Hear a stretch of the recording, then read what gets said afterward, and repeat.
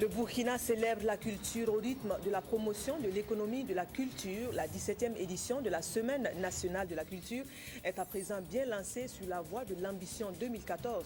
Le point tout à l'heure avec nos équipes de reportage sur place. Et puis, la paix et la sécurité en Afrique de l'Ouest, c'est le sujet phare en discussion au palais de Kosiam cet après-midi. Un sujet qui prépare le prochain sommet des chefs d'État de la CEDEAO. Des chefs d'État, des chefs coutumiers soutiennent le MPP, le mouvement pour le progrès du peuple, réunis autour du Lalé Naba, des têtes couronnées du Kadiogo marquent leur appartenance à la nouvelle formation politique. Voilà qui fait la une de l'actualité en ce jour. Bonsoir, merci de nous suivre. La paix et la sécurité en Afrique de l'Ouest, un sujet débattu dans la plus haute sphère de décision du Burkina. C'est le président du Faso qui en a discuté cet après-midi même avec le représentant spécial du secrétaire général de l'ONU. La visite de Saïd Djinnit vient en prélude à la tenue à Yamoussoukro du prochain sommet des chefs d'État de la CEDEAO. On écoute plus de précisions du diplomate à sa sortie d'audience au micro de Sié Sylvestre Da. J'étais heureux d'avoir été reçu en audience. Comme vous savez, dans quelques jours, il y aura le sommet de la CEDEAO et j'ai tenu à venir rencontrer le président pour échanger sur la situation en Afrique de l'Ouest. Je me suis réjoui avec le président du Faso du fait que, grâce aux efforts des leaders de la CEDEAO sous la présidence du président Ouattara et avec le soutien de tous les présidents de la région, et un rôle actif du président Compaoré en tant que médiateur dans le conflit malien et d'autres situations où il a joué un rôle. L'Afrique de l'Ouest aujourd'hui se présente sous de meilleurs jours. Il y a une stabilité relative que nous connaissons en Afrique de l'Ouest et nous nous sommes réjouis de cela. Mais en même temps, nous savons qu'il y a un certain nombre d'élections qui se profilent à l'horizon 2015, 2016, 2017 en Afrique de l'Ouest et nous savons tous que les périodes électorales et les processus électoraux sont des périodes très sensibles en Afrique, en général en Afrique de l'Ouest. Évidemment, nous avons échangé là-dessus, et comme les chefs d'État également ont l'habitude d'échanger pour voir dans quelle mesure on peut profiter des expériences des uns et des autres pour renforcer la capacité des États à faire face à ces situations pour que les élections se passent toujours dans la paix et de façon démocratique. Nous avons également j'ai évoqué avec le président un certain nombre de menaces nouvelles, de type nouvelle. Évidemment, la situation dans le Sahel, avec le terrorisme qui s'est implanté au nord du Mali et qui a la capacité de s'infiltrer dans toute la région, et la nécessité pour tous les pays de la région de travailler ensemble.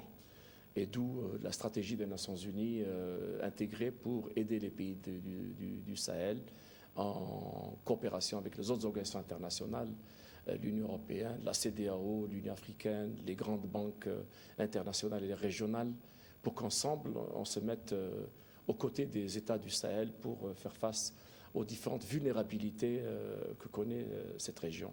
Il y a aussi la question du crime organisé, qui est une question sérieuse parce qu'elle a le potentiel de remettre en cause tous les acquis de la gouvernance et de la démocratie dans l'Afrique de l'Ouest. Et chaque fois que je rencontre un chef d'État dans la sous-région, je souligne cette menace comme étant celle qui doit faire l'objet d'une collaboration régionale avec le soutien de la communauté internationale. Et j'ai réassuré le président du Faso, comme j'aurai l'occasion de le faire dans quelques jours à Yamoussoukro, à l'occasion du sommet de la CEDEAO, de l'appui total des Nations Unies aux efforts de la région visant à consolider la paix, approfondir la démocratie et à créer les conditions de la stabilité durable dans la région. Le représentant spécial du secrétaire général de l'ONU en Afrique de l'Ouest à propos donc de la sécurité dans le Sahel. Et puis, le Conseil des ministres s'est tenu ce lundi, un conseil extraordinaire qui a adopté les décrets portant un référentiel d'allocation des indemnités et régime indemnitaire des agents de la fonction publique. Il fait suite à l'aboutissement des négociations gouvernement-syndicats sur le sujet. Lors de la réunion des ministres, il a aussi été question de consolider les mesures sociales pour l'amélioration des conditions de vie des populations. Adama Koulibaly. La suite des négociations syndicats-gouvernement s'est jouée ce matin sur la table du Conseil des ministres avec l'adoption des décrets portant référentiel d'allocation des indemnités et régime indemnitaire applicable aux agents publics de l'État, qui apporte une base juridique à ces négociations tout en améliorant le système existant. Il y a aujourd'hui également, le système indemnitaire est désormais simplifié.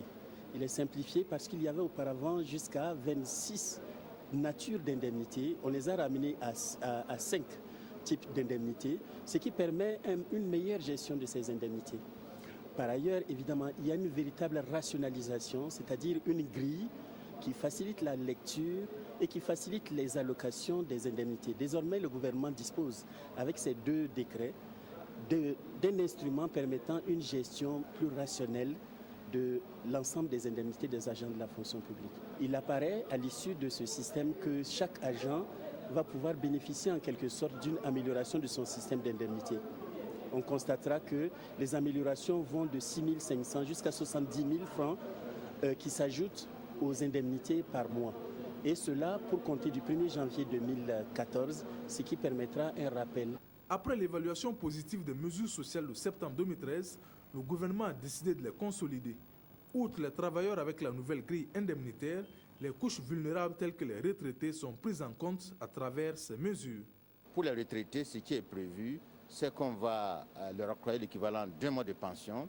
On a également prévu d'institutionnaliser la visite médicale gratuite, mais surtout, on va faire en sorte qu'ils puissent avoir accès au Fonds national pour les retraités, pour financer leurs micro-projets. Un autre volet évoqué est celui de la création d'emplois et de revenus au profit de certaines franges de la société, concernées par plusieurs opérations, dont celle de haute intensité de main-d'œuvre. Sur ce point, on va reconduire les mesures antérieures, notamment les travaux intensifs de main-d'œuvre, l'appui aux brigades vertes et aussi les volontaires adjoints à la sécurité.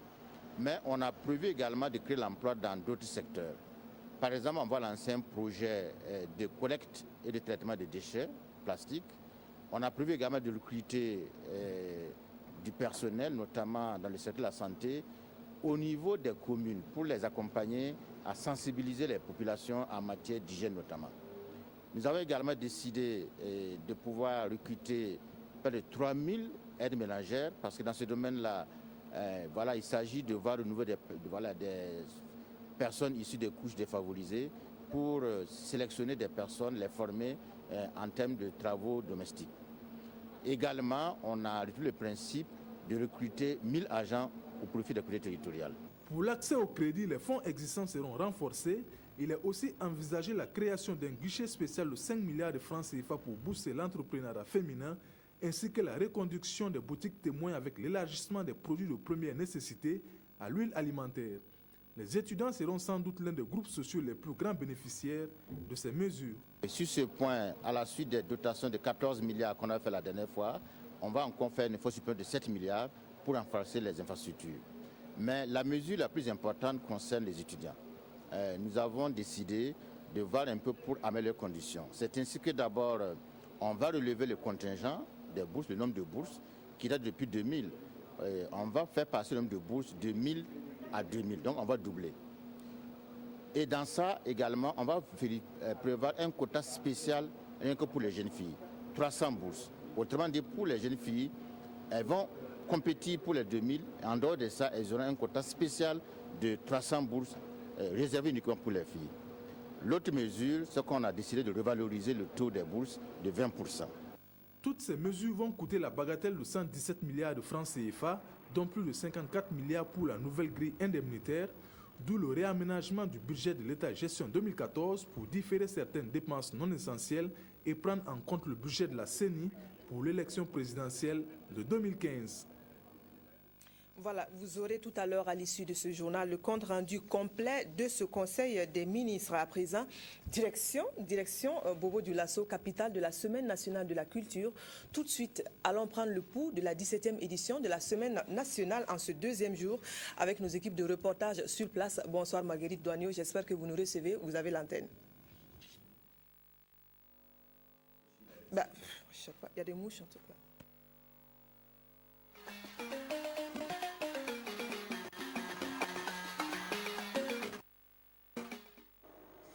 Bonsoir Caroline, bonsoir à tous et bienvenue à SIA pour quelques temps forts de cette 17e édition de la Semaine nationale de la culture, la biennale culturelle qui bat son plein à Bobo-Dioulasso. Et ce soir, pour notre page spéciale, c'est la troupe Toléa de Comtoega qui nous accompagne. Mais avant d'en arriver à elle, nous avons choisi de vous parler de l'une des vitrines de l'expression du patrimoine culturel immatériel du Burkina Faso.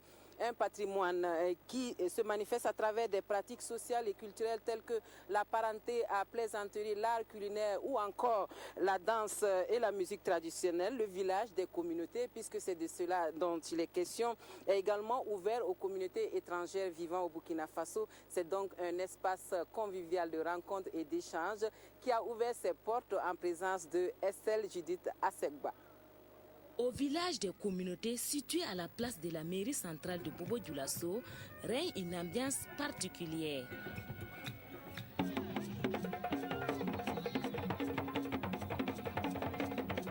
Les communautés nationales et étrangères vont se côtoyer une semaine durant. L'objectif est de permettre à ces différentes communautés de mieux se connaître et de vivre en harmonie. Le village des communautés, c'est quoi? Nous sommes au plus d'une soixantaine d'ethnies même dans ce pays. En plus de cela, nous avons d'autres nationalités qui sont avec nous. Vous voyez comment je suis aujourd'hui paré de toutes les couleurs, nationalités. C'est pour dire que justement nous voulons que ces communautés-là se connaissent et se découvrent, se connaissent mutuellement. C'est la condition sine qua non pour que toutes ces communautés puissent vivre en harmonie. Lorsque vous vivez avec votre voisin que vous ne le connaissez pas culturellement, il y a une tendance, n'est-ce pas, à le rejeter. Symbole de l'intégration nationale et africaine, cette activité culturelle offre l'opportunité aux festivaliers et à la population de Sia de découvrir ou de redécouvrir quelques pans de la culture de ces communautés. Celle-là, c'est une nouvelle mariée. Bon, moi, je suis sa coépouse. Comme elle vient chez nous à la maison, c'est moi qui dois la décorer avec le sésame. Maintenant, je la donne. Elle va aller donner ça au balanfoniste. Avec ça, là, elle va aller chercher du bois. Ça. Elle va aller chercher du bois. Ça, là, c'est pour mettre ses sésame et puis s'aimer. C'est pour garder son argent. Ce soir-là, on a le sakasaka, les feuilles du manioc. Et ça, c'est le manioc en question. Et ça, ce sont les feuilles. Voilà. Et là, c'est le haricot blanc. On a fait avec la sauce rouge. Bon, le sakasaka, comme ce sont des feuilles, c'est facile à digérer. Comme moi, je les feuille, en tout cas, aussitôt, vous partez aux toilettes, c'est bon. Comme il fallait s'y attendre, dès l'ouverture de ce village, les joutes oratoires des parents à plaisanterie ont aussitôt débuté entre les Bobos et les Peuls. La communauté Peul offre du lait au maire de la commune de Bobo-Dioulasso, ici représenté, et le sujet de le boire sans consommer les chenilles, sinon il souffrira des maux de ventre. La journée du 24 mars sera dédiée aux communautés Boaba, Tiefo, Vigué et Dioula. La SNC, c'est également des animations populaires dans les quartiers de Sia. Les plateaux off, ce sont des podiums donc animés de nuit par des artistes en compétition ou non. Cela fait en tout cas le bonheur du public bobolais. Issouf Zerbo et Sanoua Christine Koulibaly nous font vivre l'ambiance donc de ces soirées musicales à travers la ville. L'attraction de la population ici à Belleville, quartier périphérique au nord de Bobo-Dioulasso, c'est ce podium. Un podium dressé en marge des compétitions officielles de la SNC 2014. Pour cette nuit, 2 troupes ont tenu en haleine le public qui n'est pas resté de marbre.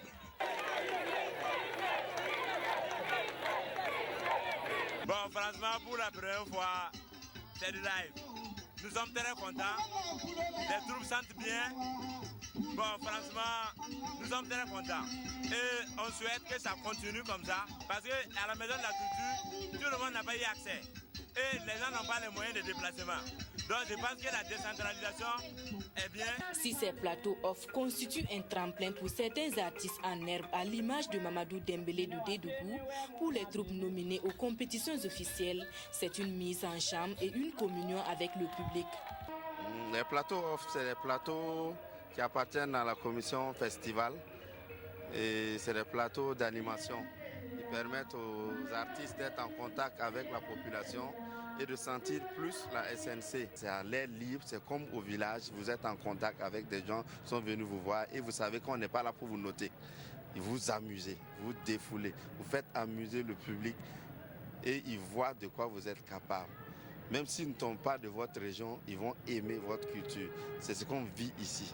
chaque soir. Intégré aux festivités de la SNC en sa 13e édition avec 3, ces plateaux off sont passés à 8 à cette 17e édition, dont un plateau dans chacun des 7 arrondissements de Bobo-Dioulasso et un à Bama. Une soixantaine d'artistes, de troupes musicales et d'humoristes vont se produire sur ces différents podiums jusqu'au 29 mars prochain. Voilà, et comme je le disais, c'est la troupe Toléa de Comtoega qui nous accompagne ce soir. C'est un chœur populaire qui compétit au Grand Prix national des arts et des lettres. Avant de nous entretenir avec le premier responsable de la troupe, nous allons écouter un petit morceau avec le chœur.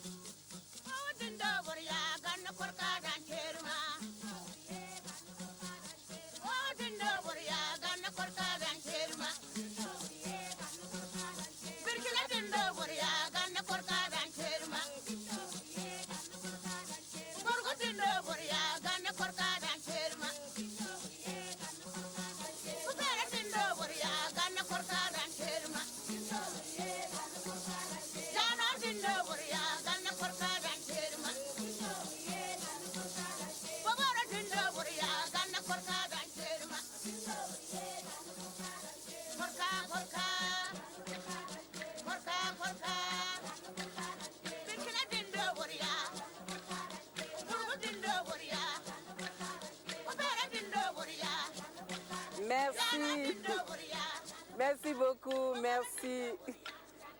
Merci au chœur populaire, donc à la troupe de Toléa qui nous a donné un petit avant-goût de cette soirée. Dites-nous, le représentant donc de la troupe, c'est M. Ousmane Bansé. M. Bansé, dites-nous qu'est-ce qui a été chanté là? Ici, la troupe a chanté un chant qui magnifie la femme ici. Voilà, vous savez que chez nous, en pays Bissa, quand la belle-mère arrive dans la famille, il faut bien l'accueillir. Et pour l'accueillir, il faut ce que vous voulez, vous allez l'offrir, en tout cas, qui va vraiment plaire à cette belle-mère-là. C'est de la pintade qu'il faut peut-être égorger, oui. Voilà, préparer pour cette belle-mère. Merci pour cette belle chanson en tout cas. Monsieur Bansé, la troupe Toléa existe depuis quand? La troupe existe depuis 2007. Voilà, elle a été créée par l'actuel DR de la culture du Centre S, M. Roland Massimbo. Voilà, la troupe a évolué dans le temps et au fil des années, elle a grandi. Et présentement, nous sommes, on compétit même en 4 disciplines, à savoir la danse traditionnelle, il y a le chœur que vous venez de voir tout de suite, et aussi nous évoluons aussi en musique traditionnelle instrumentale qu'on a préparée, et dans le groupe aussi il y a la vedette de la chanson traditionnelle. D'accord. Voilà. Quelles sont vos sources d'inspiration? On vient d'écouter cette chanson, vous dites que c'est pour accueillir la belle-mère. Finalement, vous vous inspirez de quoi en général? Oui, on s'inspire de notre tiroir. Notre tiroir, c'est quoi? Et les chansons lors des mariages. Et un peu plus, vous avez, quand nous partons au niveau de la danse, nous explorons aussi les chants lors des cultures, lors des chasses traditionnelles. Voilà. Donc, la troupe Toléa, elle vit de quoi en général? Elle a été créée en 2007 et jusque-là, elle est là. Elle a participé à plusieurs éditions, à 2 éditions de la SNC. Comment vous vivez entre 2 SNC? Est-ce que vous avez des contrats? Comment vous faites pour faire vivre ces jeunes filles-là? Bon, pas de contrat comme ça. La troupe, elle anime souvent lors des grandes manifestations. Quand elle est invitée, souvent il y a le cachet qui est là. Et puis, bon, ça apporte en tout cas un peu à la troupe. Et avec ces fonds, nous essayons de soutenir. La plupart de nos danseurs sont des scolaires. En tout cas, nous suivons aussi leur cursus au niveau de l'éducation. Est-ce que vous avez de l'appui financier des autorités locales, des autorités régionales? Est-ce que vous avez des partenaires? Niveau local, oui. Et il y a la mairie qui essaie de nous soutenir en nous apportant le matériel nécessaire. voilà, on peut dire, lors de cette édition, ils nous ont aidés avec la confection des tenues. Voilà. Et vous avez préparé la SNC 2014 comment? Comment se sont passées les phases régionales? Voilà, les phases régionales, ça s'est bien passé. Et on a profité d'abord des vacances pour quand même bien préparer nos danseuses et les musiciens. Et à la prod, on a eu l'appui technique de la direction régionale qui nous a accompagnés techniquement. Et puis vraiment, on a réussi à dépasser les phases éliminatoires. Voilà. Ça veut dire que vous êtes prêts pour la SNC. Quelles sont vos ambitions? Qu'est-ce que vous espérez remporter comme prix? Déjà, nous compétissons en chœur populaire. Alors ce domaine, nous le connaissons mieux parce qu'à l'édition de 2008, la troupe a remporté le 2e Grand Prix national. Alors nous espérons que cette année, nous allons remporter le 1er prix. Et les chansons que vous avez préparées pour cette compétition traitent de quoi? Vous avez choisi quelle thématique? Nous avons puisé un peu partout. Déjà, nous avons magnifié la femme. Ensuite, nous avons abordé le thème sur l'excision. Vous savez que l'excision, il faut vraiment la chanter, rappeler à tout moment.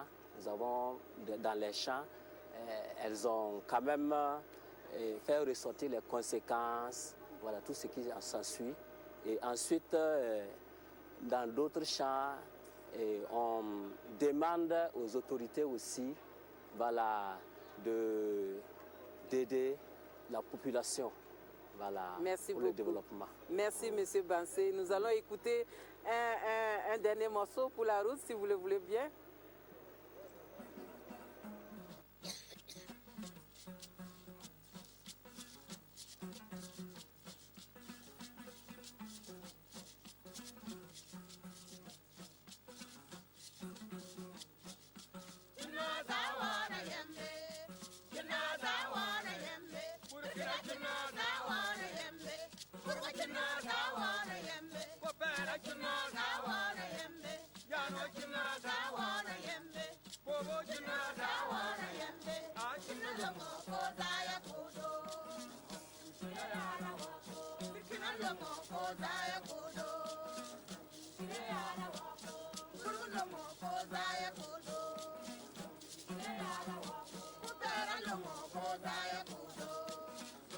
Merci beaucoup.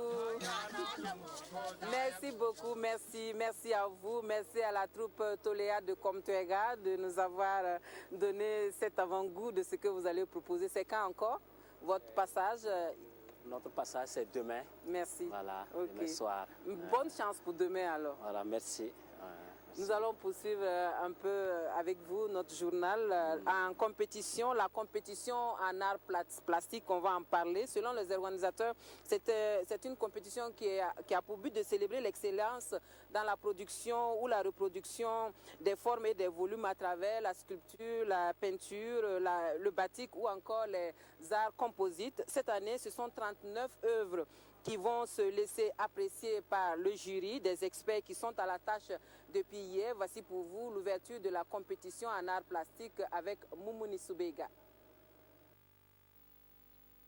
Dans la discipline des arts plastiques, 39 œuvres sont en compétition. Et pour désigner les lauréats 2014, le jury composé de 5 membres prend en compte un certain nombre de critères pour toutes les 4 catégories, à savoir la peinture, la sculpture, le batik et les arts composites. On a des critères liés à la créativité des œuvres. On a également la pertinence du message, qui sont des éléments sur lesquels on va travailler et juger les artistes. Pour chaque discipline, le premier a un prix d'une valeur de 500 000 francs, le second un prix d'une valeur de 400 000 et le troisième gagne 300 000 francs. Mais ces œuvres, il faut le dire, sont en fait des propriétés de l'État de façon systématique. Et pour ce faire, on alloue une somme de 150 000 francs à chaque gagnant. Les différentes œuvres en compétition traitent des thèmes comme l'environnement, l'unité, la culture, l'éducation ou encore des conflits. Des œuvres dont la qualité n'a pas laissé indifférent le président du comité national d'organisation. La participation a vraiment évolué, tant en nombre mais surtout qualitativement. On a remarqué beaucoup de progrès et à ma connaissance, les arts plastiques ont toujours été là et ça a été toujours vraiment un moment important où les artistes vraiment dans ce domaine-là aussi rivalisent réellement de dextérité donc, et de talent. En attendant le verdict du jury prévu pour ce 29 mars, les œuvres sont exposées à la Maison de la Culture et le public peut bien les visiter. Les spécialistes de la culture qui ne vont pas de main morte quand il s'agit de critiquer la musique burkinabé. Certains d'entre eux estiment que la filière a mal à son professionnalisme. Un retard que Walib Bara met au compte du manque de management de qualité et il sait de quoi il parle puisqu'il est du domaine. Il a consigné tout cela dans un livre et l'occasion de la SNC est belle pour la dédicace que Moumouni Baro a suivie pour nous. Voici ce que propose Walib Bara comme solution pour devenir manager professionnel. Cet ouvrage de 93 pages s'intitule « Management des artistes musiciens au Burkina Faso, amateurisme, conflit d'intérêts et défis de professionnalisation ». Walib ne prétend pas tout savoir, il s'est inspiré de son propre expérience managériale et a décidé donc de la partager avec tous ceux qui désirent emprunter la profession manager. L'auteur de l'ouvrage n'est pas un inconnu dans le milieu du showbiz burkinabé. Il a assuré et continue de gérer la carrière musicale de bon nombre d'artistes. Le management des artistes musiciens, amateuristes, conflits d'intérêts et défis de professionnalisation est un document qui part en fait d'un diagnostic profond des goulots d'étranglement de la filière musique, du management artistique de façon générale et qui propose des pistes idoines, des solutions qui partent des mesures structurelles profondes des pouvoirs publics à la formation donc, des créateurs sur toute la chaîne dans le micro-environnement. Pour moi, je dis entre le manager et l'artiste, c'est un peu comme un couple. Souvent, ça va, mais souvent, ça ne va pas. Mais c'est de dire que c'est deux maillons vraiment très essentiels qu'il faut savoir travailler à unir. Et afin que l'artiste puisse avoir une grande visibilité. La Semaine nationale de la culture est un cadre d'échange et de partage d'expériences. Il était donc opportun de faire un clin d'œil sur le rôle des managers en tant que promoteur culturel. Cette dédicace est vraiment la bienvenue parce que ça résume même le cœur même de notre thème cette année qui est l'économie de la culture. Quand on parle de la restructuration du secteur des artistes musiciens, quand on parle de comment les gérer, quand on parle du management culturel en général, je pense que c'est pour préparer l'installation d'une éventuelle industrie culturelle de qualité. Au cours de la dédicace, Walib Bara a souligné que la filière musique du Burkina Faso souffre du manque de professionnalisme. Et pour lui, pour rectifier les tirs, l'artiste et les managers devraient à tout point de vue réunir les forces pour sortir de l'amateurisme. Et les compétitions à peine lancées que la lutte s'annonce serrée pour les lutteurs traditionnels. Certains vainqueurs de l'édition dernière sont encore dans l'arène et cela dans plusieurs catégories. Mais des noms sortent du lot et c'est Yacouba Ouedraogo qui a suivi les premiers combats pour nous. 4 jours, soit du 24 au 27 mars, 156 lutteurs dont 35 dames pour 216 combats. Dans cette arène, le ton de la SNC, volet lutte traditionnelle, est donné. Une compétition de plus pour nos lutteurs et surtout la représentation effective des dames et des petites catégories. Au vu vraiment du nombre des compétiteurs et des catégories, surtout la catégorie des femmes, je crois que c'est quelque chose qui promet. Et j'ai remarqué également que c'est des lutteurs qui sont d'une classe d'âge assez jeune. Et c'est prometteur que de plus en plus les jeunes s'intéressent vraiment à cette discipline-là. Une présence très remarquée des femmes. C'est en petite catégorie, c'est-à-dire la catégorie cadette et la catégorie junior. C'est-à-dire que la relève est là. Les jeunes filles pratiquent la lutte. Et cette fois-ci, nous avons 11 régions qui participent à cette compétition. 11 régions sur 13. C'est-à-dire que le territoire national est réellement couvert et c'est cela justement qui peut booster en tout cas le développement de ces sports traditionnels. Le jury aura fort à faire car les combats s'annoncent serrés et les grosses têtes, que dis-je, les véritables masses athlétiques sont déjà en compétition dans l'arène et dans l'esprit. Seydou Koutou, en poids lourd, fait de sa phase préliminaire une simple formalité et pense déjà à la finale, quoi qu'il y ait encore des étapes à franchir.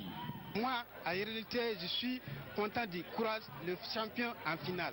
Je sais qu'il n'y a rien. J'ai le courage aussi de mon avantage. Je suis très content que je gagne le champion en finale. Je suis sûr que je vais m'en sortir. Frédéric Do, champion de l'édition 2012 dans la catégorie des 56 à 65 kg, n'a que faire de son adversaire. Encore du chemin à parcourir pour atteindre les finales, mais déjà, la hiérarchie est respectée. Voilà ce qu'on pouvait dire de l'actualité de la SNC ce jour. Merci à vous de nous avoir suivis. Caroline, je vous retourne l'antenne et on se retrouve demain pour d'autres nouvelles. À demain Marguerite, à demain toute l'équipe de la RTB postée sur place et merci pour ces informations qui viennent de Bobo. On revient donc à Ouagadougou pour voir des gestes qui participent de la mécanisation agricole au Burkina. Les centres de promotion rurale viennent de recevoir du matériel agricole. La remise officielle a été faite par le Premier ministre. Le geste intervient 72 heures après une autre remise de 300 tracteurs à l'Union nationale des producteurs de coton. Dans l'ensemble, il s'agit de relever le défi de l'accroissement de la productivité agricole à travers la formation. Ernest Kambiri. C'est une promesse et un engagement du chef du gouvernement qui se concrétise avec la remise de ce matériel agricole aux différents centres de formation agricoles du Burkina. Composé de 3 tracteurs de remorques pulvériseurs et charrues, 2 égreneuses multifonctions, 2 batteuses, 4 motoculteurs, 5 botteleuses et 8 motocyclettes, c'est un lot de matériel qui permettra d'accroître les capacités de ces centres à assurer les activités de formation et de production. Sans formation agricole, il est difficile d'obtenir la productivité, la technicité que nous avons attendue. La sécurité alimentaire, comme vous le savez, ce n'est pas au prix de la tabac que nous allons réussir. C'est pour ça que nous avons inscrit au niveau du ministère de l'Agriculture des ambitions d'équiper le monde agricole de charrues, de tracteurs, mais encore faut-il que nous ayons une masse critique de fermiers qui sont capables d'utiliser à bon escient ce matériel. D'où la nécessité de renforcer ces LCPR pour disposer de cette masse critique. Donc c'est pour ça que nous sommes là ce soir et c'est vraiment une ambition affichée. Mettre sur le marché du travail des fermiers agricoles avec une qualification qui réponde à la demande et à l'évolution technique de notre agriculture, le chef du gouvernement qui a remis en personne le matériel s'est dit confiant quant à la volonté de faire de ces centres de formation des pôles d'excellence de formation des producteurs capables de contribuer à la mécanisation de l'agriculture burkinabé. La mécanisation agricole offre beaucoup d'avantages. D'abord, elle permet de pouvoir exploiter des grandes superficies. Elle permet de régler le problème de la main-d'œuvre que nous rencontrons souvent en campagne. Et aussi, donc, elle permet donc d'accroître la production. C'est à l'issue d'une visite d'un centre de promotion rurale à Dori que j'ai constaté qu'en fait, que ces centres étaient malheureusement très peu munis en matériel de formation. Or, ces centres peuvent jouer un rôle important en mettant sur le marché des producteurs formés, capables donc de faire progresser les choses. Et donc j'avais donc instruit les ministres en charge de l'agriculture, l'économie des finances, de monter donc un projet permettant d'équiper sérieusement ces centres-là pour que les élèves qui y passent puissent réellement avoir du matériel sur lequel ils peuvent travailler. Relever le défi du secteur rural en matière de ressources humaines qualifiées à travers des formations initiales des apprenants et des formations continues des professionnels. Les centres de promotion rurale sont des structures de formation de base des jeunes dans les domaines de la production végétale, animale, artisanale, par des formations professionnelles qualifiantes et des formations à la carte sous forme modulaire et de courte durée. Et au nom des jeunes des 8 centres de formation, Maurice Sabadogo, le porte-parole, a salué le geste du chef du gouvernement et a rassuré l'ensemble des acteurs quant à la bonne utilisation du matériel reçu. Le jeune agriculteur en devenir a souhaité cependant que l'accompagnement du gouvernement se poursuive jusqu'à la fin de la formation par une dotation en kit d'installation pour chaque apprenant. On regarde à présent quelques actions de la représentation nationale en faveur du mieux-être des populations. À l'Assemblée nationale, il a été question de l'importance de la planification familiale en Afrique. C'est une délégation du Bureau Afrique de la Fédération internationale pour la planification familiale qui est allée en parler avec le président Ouattara. Le résumé de la rencontre avec Sougrinoma Ibrahim Digma.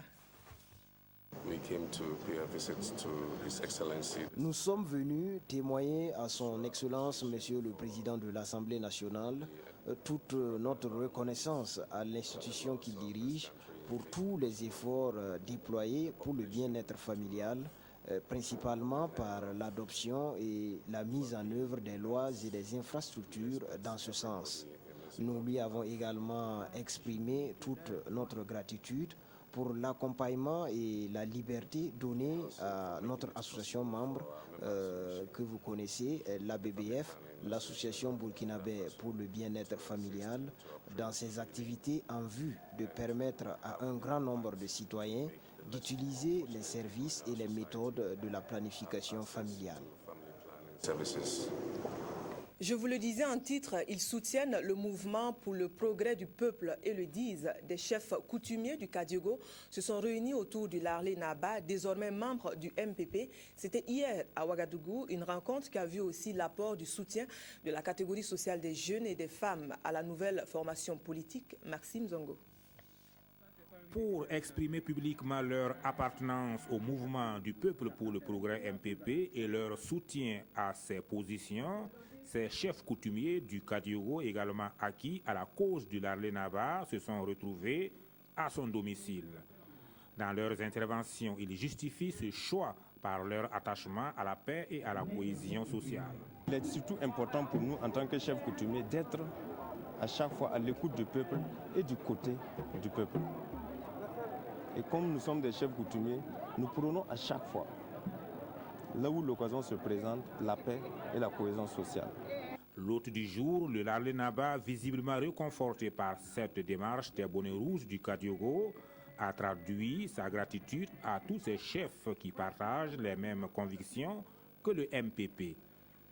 Pour lui, ces positions défendues ne sont autres que l'expression de la volonté populaire. Nous disons non, il faut écouter la volonté populaire. Et la volonté populaire est que on n'aille pas mettre en place un Sénat, on ne révise pas l'article 37, on n'aille pas au référendum. Et cela est la parole aussi des coutumiers. Pour le représentant du président du MPP, la démarche est un acte courageux et de nature à sauvegarder et renforcer les acquis de la démocratie. C'est juste pour message de remerciement et féliciter le Larlé Naba Tigré pour son initiative de rassembler les chefs coutumiers du Kadiogo qui sont d'accord avec notre démarche. La démarche qui consiste à poser des actions allant dans le sens de faire en sorte que la paix qui règne au Burkina puisse continuer à y régner. Au cours de ce meeting des gardiens de la tradition, auquel participaient de nombreux jeunes regroupés au sein du mouvement des jeunes bâtisseurs de demain, le Larlé Naba a fait un geste au profit des étudiants. Une vingtaine de vélos destinés à appuyer leurs activités. Le Ghana est le pays invité d'honneur de la prochaine édition du CIAO en octobre 2014. En prélude au rendez-vous, le pays offre en avant-goût un pan de sa production artisanale. Du 27 mars au 2 avril prochain, Ouagadougou va abriter la foire des produits ghanéens. C'est une initiative de l'ambassade du Ghana au Burkina et les précisions sont d'Idrissa Serré.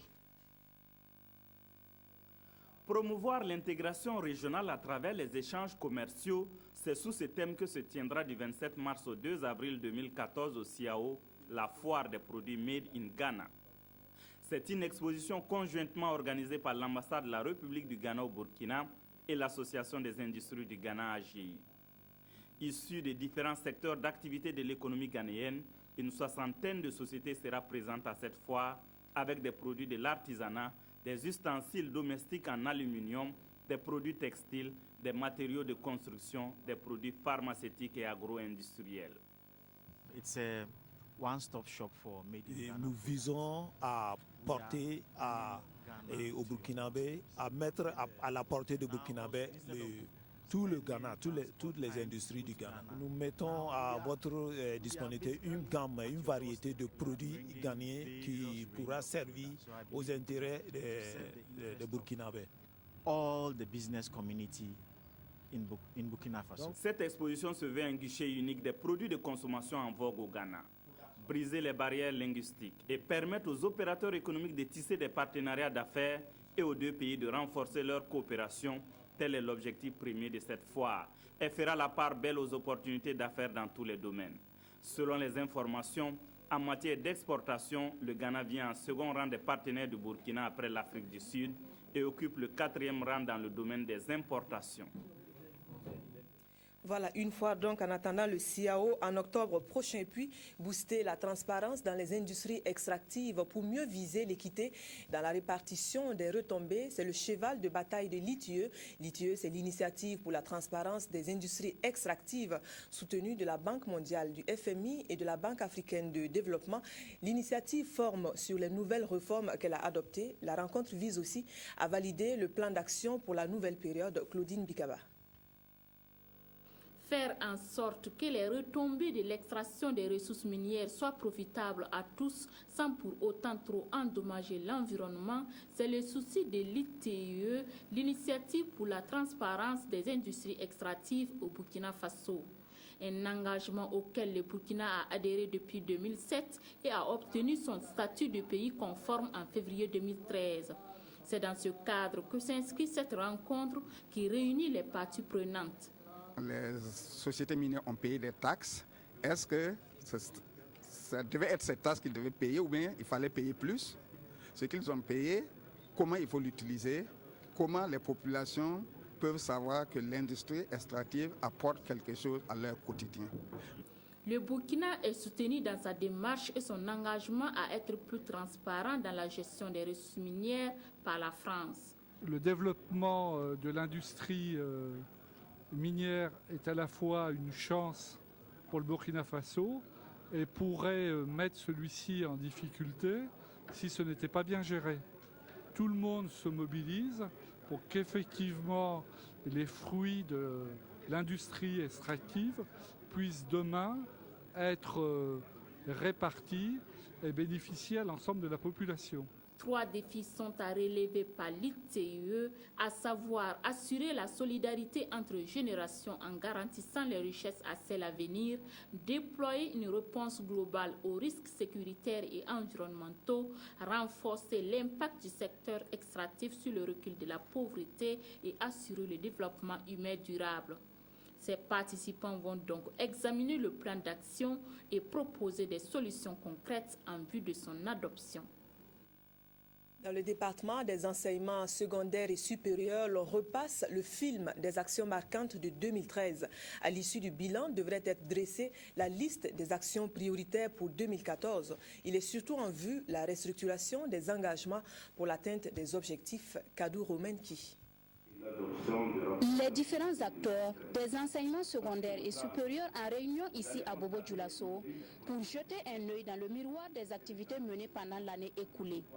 Regroupés donc pour cette vision rétrospective, ces acteurs, pour ce premier conseil d'administration ministérielle de l'année 2014, vont examiner et adopter le rapport des activités 2013.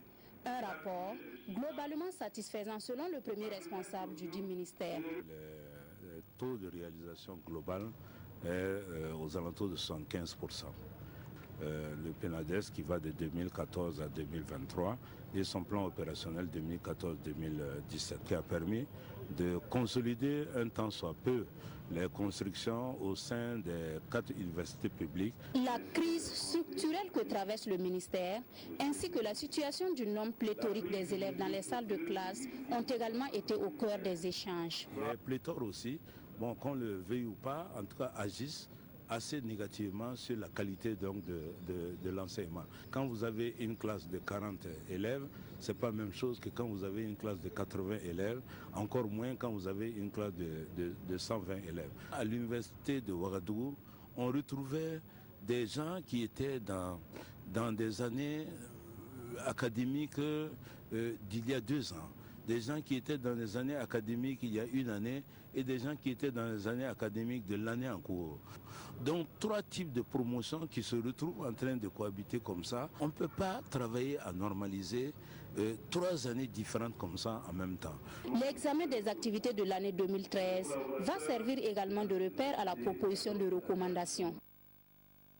Même exercice dans le ministère de la Recherche scientifique et de l'Innovation. Autour du premier responsable du département, les travailleurs ont fait le point sur les actions de l'année écoulée. Pour 2014, la ligne de conduite est validée. C'est à Bobo Dioulasso que se tient ce premier conseil d'administration de l'année du département. Amadou Lougué pour les précisions. C'est le premier conseil d'administration du secteur ministériel du département en charge de la recherche scientifique et de l'innovation. Présidé par le premier responsable de ce ministère, Nissa Isaïe Konaté, les travaux du CASEM devraient permettre à ses directeurs et chefs de service de porter un regard introspectif sur les activités de 2013. Au cours de l'année 2013, nous avons commencé la mise en œuvre, par exemple, de la stratégie nationale de valorisation des résultats de la recherche.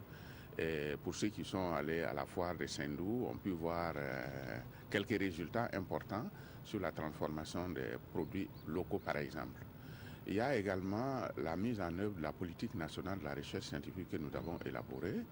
Nous avons également, si vous voulez, travaillé à la consolidation des ressources humaines. Organe d'administration, de gestion et d'évaluation, le CASEM est aussi l'occasion d'orienter les activités du ministère. En 2014, les grands chantiers de développement qui attendent ce jeune ministère sont nombreux et diversifiés. Les grands défis, très résumés, les programmes nationaux, les élaborer et les mettre en œuvre pour qu'on ait un système unique de recherche nationale qui tacle les problèmes avec toutes les compétences dont nous disposons. Deuxièmement, permettre que les innovations et les technologies qui sont disponibles à travers nos stratégies de valorisation puissent en fait être utilisées à grande échelle. Si ce n'est pas à grande échelle, économiquement, ce n'est pas viable.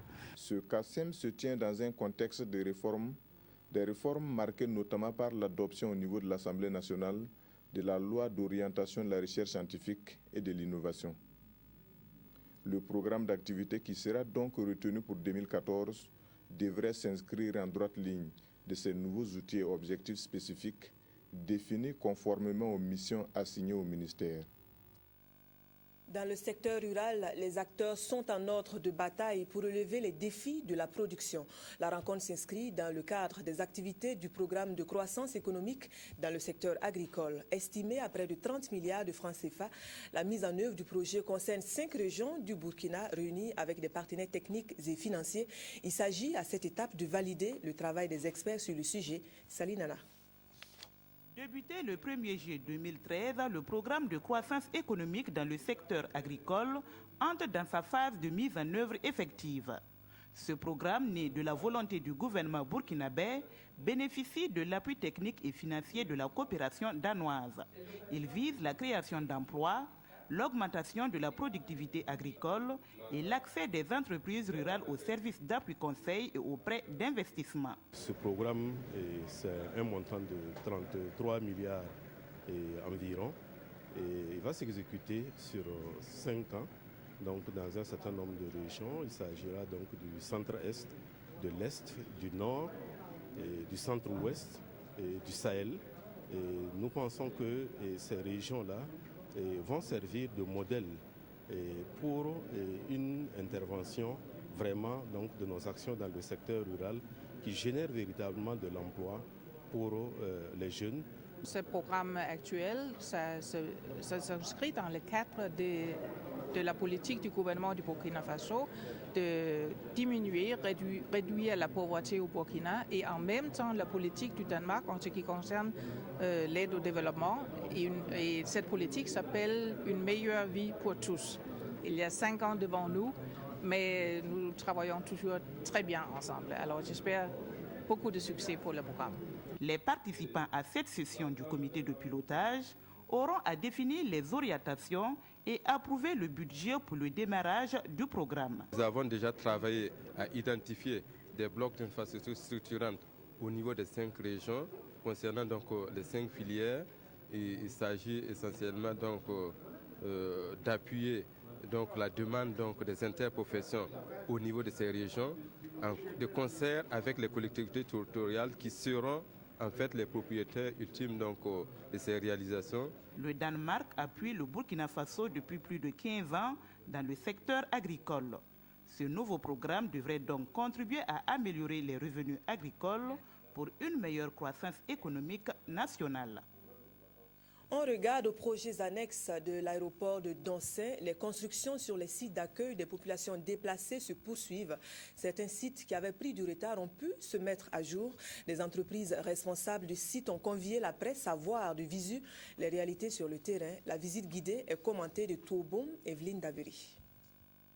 Ce sont là les 704 logements destinés à une partie des populations affectées par le projet de construction de l'aéroport de Dancin. À la date butoir du 24 février dernier, seulement 104 logements sur le site de Tartenga étaient achevés sur les 704 attendus, d'où le mécontentement du Premier ministre Luc Adolphe Thiaw qui y était en visite. Le même jour, moi j'ai écrit une lettre. J'ai écrit une lettre, donné les directeurs des projets. J'ai dit je prends l'engagement pour finir les travaux le 15 mars. Donc c'est pourquoi on a les bâtiments. Le lundi passé, on a demandé réception. En moins d'un mois, un travail de 3 équipes 24 heures sur 24 a eu raison de ce retard et le résultat est là. 616 maisons de 10 tôles, 65 de 16 tôles, 11 de 32 tôles, 9 de 20 tôles et 3 grandes bâtisses de 54 et de 40 tôles, soit la totalité des 704 logements. L'entreprise a à ce jour demandé qu'on fasse la réception de ces travaux-là. Nous sommes en train de programmer cette réception au cours de la semaine, peut-être au plus tard jeudi, pour faire la pré-réception et nous assurer donc de la qualité. Je voudrais aussi vous rassurer qu'au fur et à mesure que l'entreprise travaillait, on avait des agents qui étaient là, qui suivaient cette qualité-là. Donc c'est vraiment ce qu'on lui avait demandé de construire en termes de masse. Ce site de Tartenga vient ainsi offrir, en plus des 8 autres sites d'accueil, 2622 logements pour les 961 ménages affectés par ce projet. Reste le crépissage de ces logements qui relèvent d'un autre marché non encore attribué et le déplacement des populations prévu pour mai 2014, ce qui incombe aux autorités. Journée de la femme en différé pour les populations de Dissine dans le Yoba. C'est le 15 mars dernier que les femmes de la localité ont fêté la 157e journée internationale. Un décalage qui n'a pas affaibli la mobilisation des femmes autour de l'événement. Retour sur le moment avec Christophe Da. Dissine, point de convergence des femmes de la commune et de ses environs pour magnifier le féminisme ce 15 mars 2014. Dissine aux couleurs du 8 mars. Foyer d'une ambiance exceptionnelle.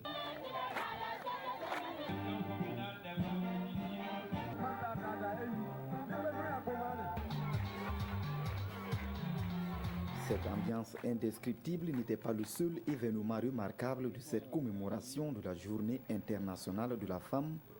Parmi les invités, on pouvait compter 6 ministres et de hauts cadres du gouvernement venus apporter leur soutien et celui de leur hiérarchie aux femmes de cette partie du sud-ouest qui ont dû à cette occasion se montrer sélectives pour présenter parmi un lot de besoins ceux qui sont les plus pressants.